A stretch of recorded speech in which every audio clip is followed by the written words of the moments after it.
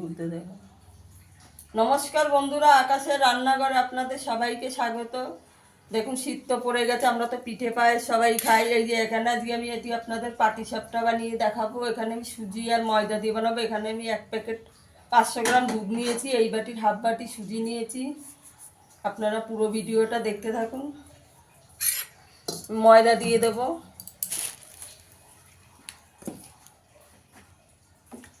এই বাটিরই 1.5 বাটি ময়দা দিয়ে দেবো।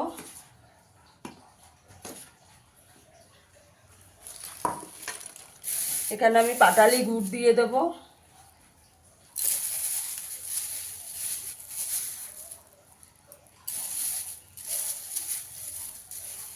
এখানে আমি 250 গ্রাম মতন গুড় দিয়ে দেবো। দেখুন বন্ধুরা, এবার আমি মেখে নেব। এটা মেখে আমি 10 মিনিট 15 মিনিট একটু রেস্টে রেখে দেবো, সুজিটা ফুলে যাবে।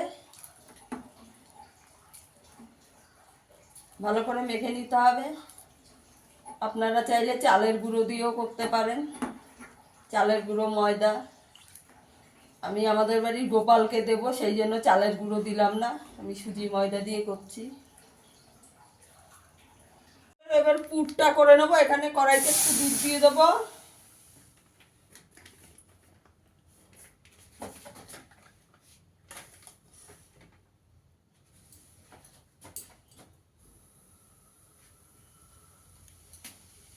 এবার খোয়া ক্ষীর দিয়ে দেবো। খোয়া ক্ষীরটা আমি গ্রেট করে দিয়ে দেবো। গ্যাসের আঁচটা একদম কমিয়ে দেবো।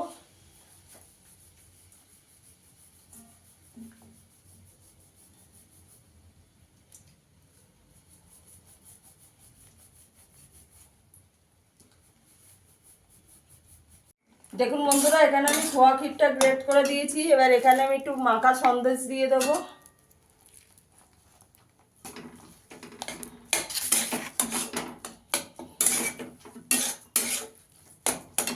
এবার একটু গুড় দিয়ে দেবো।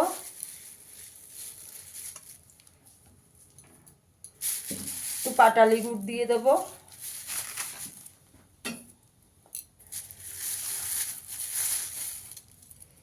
গুঁড়ো গ্রেট করে দেব, অল্প করে দেব। মাখা সন্দেশটা অনেকটা মিষ্টি, আর দেব না।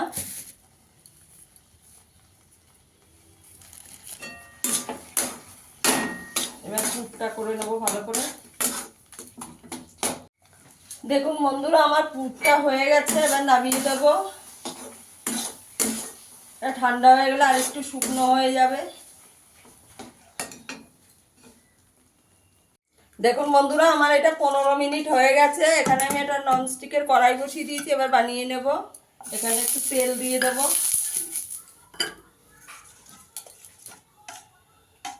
এবার ব্যাটারটা 1 হাতা দিয়ে দেব।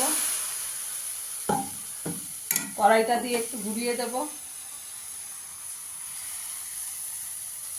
গ্যাসের আঁচটা একদম মিডিয়াম করে রেখেছি। উপরটা একটু শুকনো হয়ে গেলে পুরটা দিয়ে দেব। বন্ধুরা, আমার ভিডিওটা যদি ভালো লাগে লাইক করবেন, শেয়ার করবেন, চ্যানেলটিকে সাবস্ক্রাইব করে দেবেন। বন্ধুরা, এরপরে আপনাদের আমি চালের গুঁড়ো দিয়ে করে দেখাবো। আজকে আমাদের বাড়ি গোপালের জন্য হচ্ছে বলে সেই জন্য আমি সুজি ময়দা দিয়ে করেছি। এবার পুরটা দিয়ে দেব।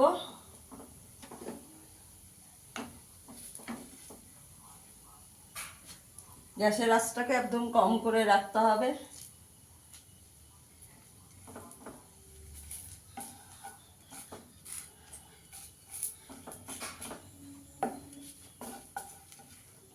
দেখুন বন্ধুরা, আমার একটা হয়ে গেছে। আর একটা বানাচ্ছি।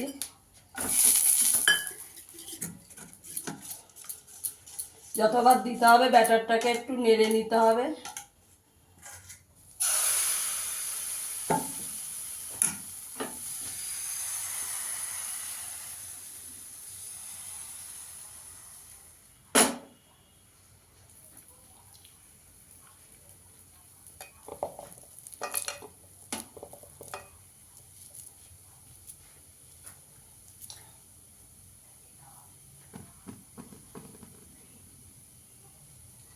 এবার পুরটা দিয়ে দেবো।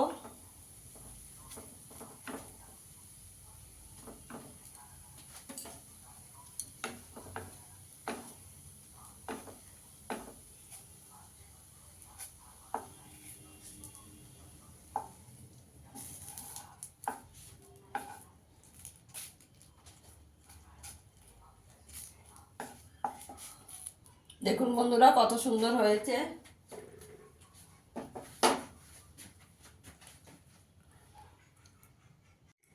দেখুন বন্ধুরা আমার পাটিসাপটাটা হয়ে গেছে। এই যে ফিরে আসবে আবার নতুন কোনো ভিডিও নিয়ে। সবাই ভালো থাকবেন, সুস্থ থাকবেন, ধন্যবাদ।